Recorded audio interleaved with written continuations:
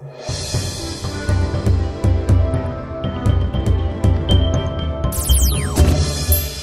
pemirsa, bagaimana kabar Anda? Tak terasa sepekan telah berlalu, kita berjumpa kembali dalam Ni Hao Tiongkok edisi terbaru.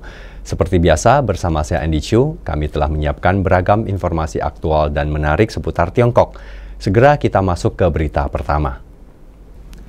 Menteri Luar Negeri Tiongkok Wang Yi mengatakan kerjasama iklim merupakan bagian penting dari hubungan Tiongkok-Amerika Serikat dan konsensus utama yang dicapai oleh kedua pemimpin. Wang menyampaikan pernyataan tersebut selama pertemuannya dengan penasihat senior Amerika Serikat untuk kebijakan iklim internasional John Podesta di Beijing beberapa waktu lalu. Selama pertemuan tersebut, Wang mencatat bahwa tahun ini menandai peringatan 45 tahun hubungan diplomatik Tiongkok-Amerika Serikat. Ia menekankan bahwa selama 45 tahun terakhir, kedua negara telah belajar bahwa mereka harus menjadi mitra, bukan saingan, saling melengkapi daripada bersaing secara sengit satu sama lain, sambil memastikan konsistensi antara kata-kata dan tindakan. Wang menyoroti bahwa Presiden Xi Jinping telah menguraikan 3 prinsip panduan untuk hubungan Amerika Serikat-Tiongkok, yaitu saling menghormati, hidup berdampingan secara damai, dan kerjasama yang saling menguntungkan. Ia juga menegaskan kembali komitmen Tiongkok untuk bekerja sama dengan Amerika Serikat guna membina hubungan yang sehat, stabil, dan berkelanjutan. 我们开了机遇以来，双方的系统团队保持了紧密沟通，也推动达成了一些务实的合作成果。 Mengenai perubahan iklim, Wang menekankan bahwa perubahan iklim bermanfaat bagi masa kini dan masa depan karena menyangkut nasib umat manusia dan planet ini. Ia menegaskan kembali dedikasi Tiongkok terhadap pembangunan hijau dan pendalaman reformasi dalam konservasi ekologi, seraya menekankan bahwa sasaran yang diterapkan selama rapat pleno ketiga Komite Sentral PKT ke-20 akan tercapai.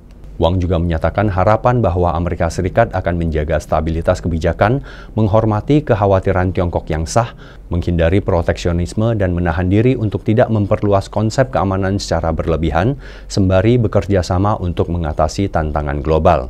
Di sisi lain, Podesta menggemakan pernyataan Wang tersebut dengan menekankan bahwa kerjasama iklim merupakan inti dari konsensus yang dicapai oleh kedua pemimpin dan merupakan bagian penting dari hubungan Amerika Serikat-Tiongkok dan upaya multilateral global. Ia pun menambahkan bahwa Amerika Serikat bersedia memperkuat komunikasi dan terlibat dalam kerjasama yang konstruktif dengan Tiongkok. We need to find places to collaborate for the good of our people and the good of our planet. Perdana Menteri Norwegia Jonas Gahr Store menekankan pentingnya kolaborasi antara Norwegia dan Tiongkok di berbagai bidang seperti pengembangan aquaculture selama pertemuannya dengan Menteri Perdagangan Tiongkok Wang Wentao beberapa waktu lalu. Ketika memimpin delegasi Norwegia di Kementerian Perdagangan Tiongkok, Store menyampaikan harapannya untuk memperluas kerjasama dengan Tiongkok di berbagai bidang, seperti pengiriman laut, aquaculture, perikanan, dan energi. Di sisi lain, Wang mengatakan bahwa di tengah pemulihan ekonomi global yang lamban, Tiongkok tetap berkomitmen untuk mempromosikan keterbukaan berstandar tinggi dan bersedia mempelajari pendapat dan saran dari perusahaan-perusahaan Norwegia. 个别国家提出了所谓的脱钩断链、小月高墙，我们感觉严重干扰了国际的产业链和供应链的稳定和韧性，给全球的经济带来了非常大的不确定性。 在这样的一个背景下，中国还是坚持改革开放，而且开放的门只会越开越大，永远不会关上。 Store mengatakan bahwa Norwegia tengah berupaya memperkenalkan bahan bakar dan teknologi baru untuk mengurangi emisi karbon negara tersebut.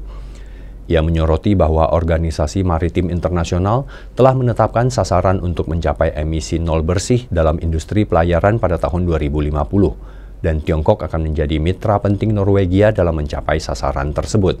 Norwegia membanggakan garis pantainya yang terpanjang kedua di dunia, dan aquaculture merupakan salah satu industri pilarnya. Lebih dari selusin bisnis dan organisasi Norwegia menghadiri pertemuan tersebut, dengan banyak dari mereka berasal dari sektor pelayaran maritim. Kunjungan Store ke Tiongkok juga mencakup pemberhentian di Shanghai dan Provinsi Jiangsu untuk lebih mempromosikan proyek kerjasama yang melibatkan perusahaan Norwegia di area tersebut.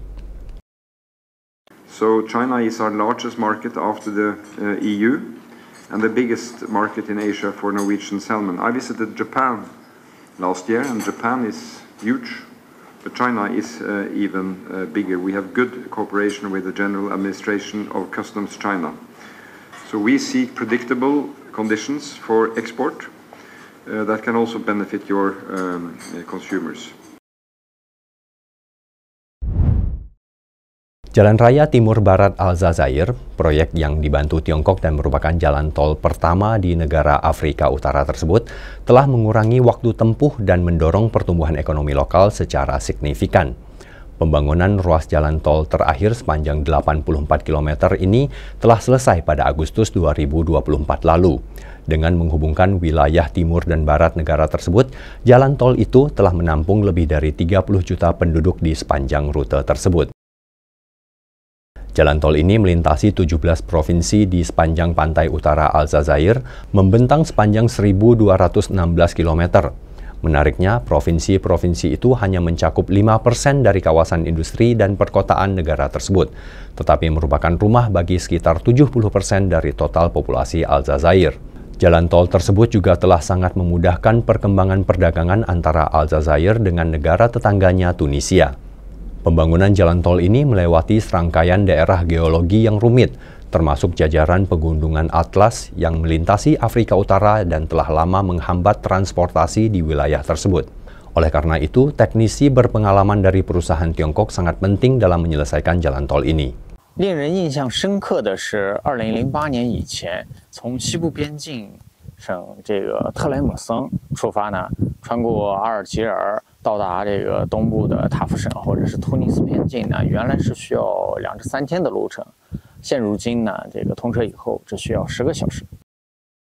Pada awal abad ini, pemerintah Aljazair mengusulkan proyek Jalan Raya Aljazair yang terkenal, dan pembangunan jalan raya tersebut dimulai di bagian timur, tengah, dan barat yang dimulai pada tahun 2006. China CITIC Group dan China Railway Construction Corporation menyelesaikan pembangunan sepanjang 528 km di bagian tengah dan barat tepat waktu.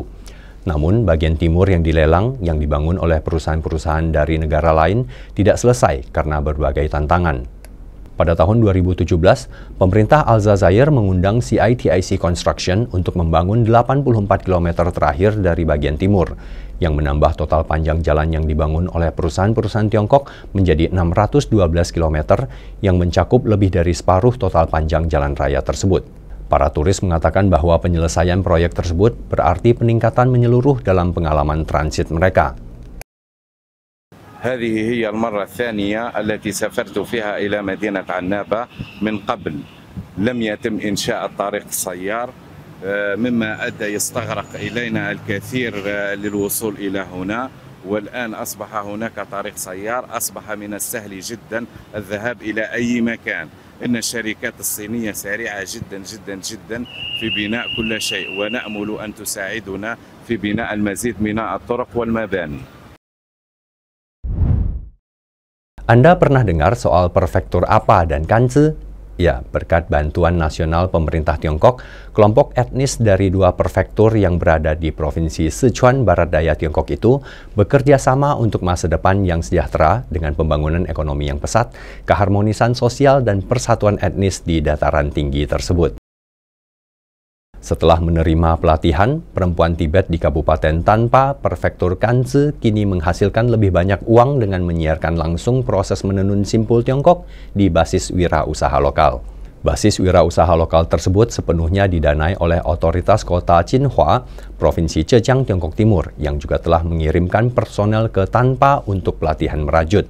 Bahan baku juga disediakan secara gratis dari Zhejiang. 这样的话，1个月的收入能增加4到5倍元。 Simpul Tiongkok yang ditenun oleh perempuan Tibet tersebut kemudian diangkut ke IU, pasar grosir terbesar di dunia untuk komoditas kecil di Zhejiang untuk dijual. Hingga saat ini, lebih dari 3.000 perempuan Tibet setempat telah menerima pelatihan dan 10 basis industri untuk merajut telah didirikan. Kabupaten Tanpa memiliki keragaman kelompok etnis seperti Han, Tibet, Qiang, dan Hui. Sejak peluncuran babak baru kolaborasi antara wilayah timur dan barat Tiongkok pada Juni 2021, Xinhua dan Tanpa telah memperkuat kerjasama layanan ketenagakerjaan yang secara efektif mempromosikan lapangan kerja pedesaan dan meningkatkan komunikasi dan integrasi di antara berbagai kelompok etnis. 3年来，我们共完成重点项目14个，总资金达1.3亿元，实现消费帮扶超3500万。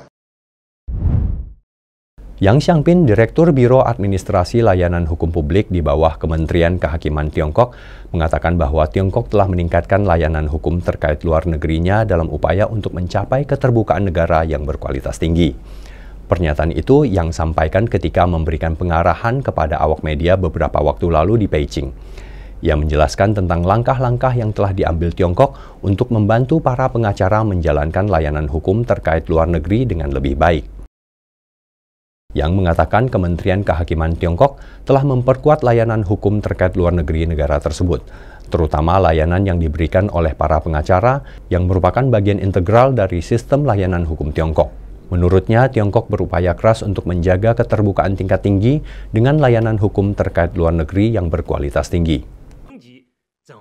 我们积极推进了国际一流律师事务所的培育工作，支持引导一批 综合实力强的涉外律师事务所，加快进入国际一流的律师事务所的行列。我们会同有关部门呢，完善相关的政策保障措施，支持中国律师走出去。与2018年相比呢，我国的律师事务所在境外的分支机构数量增长了69.6%。 Tiongkok juga secara aktif mempromosikan program percontohan bagi para pengacara yang berpraktik di wilayah Teluk Raya, Guangdong, Hong Kong, Makau. Menurut Yang, Tiongkok menyelenggarakan ujian pertama tahun ini bagi praktisi hukum Hong Kong untuk menjalankan praktik hukum di Greater Bay Area setelah perpanjangan periode uji coba. Ia pun menambahkan bahwa melalui program uji coba, sejumlah pengacara Hong Kong dan Makau dengan pengalaman layanan hukum lintas batas yang kaya telah bergabung dengan tim hukum daratan Tiongkok, yang secara signifikan meningkatkan kapasitas dan tingkat layanan hukum terkait luar negeri dan memainkan peran positif dalam memastikan pengembangan berkualitas tinggi dan keterbukaan tingkat tinggi. 我们重视发挥港澳律师在涉外法律服务中的作用。 司法部牵头建立了粤港澳大湾区法律服务的会商机制，促进粤港澳3地法律服务人才培养与交流合作。截止到目前呢，司法部已经顺利地举办了4次考试，有1800多名港澳的律师报名参加了考试，有482名律师取得了粤港澳大湾区的律师执业证书。等地区呢，建立。 Pemirsa, usai sudah perjumpaan kita kali ini, semoga sajian berita dan informasi tadi bisa menambah wawasan dan pengetahuan kita. Ni Hao Tiongkok akan kembali dengan ragam berita dan informasi menarik seputar Tiongkok minggu depan. Terima kasih atas atensi Anda, saya Andi Chu, sampai jumpa.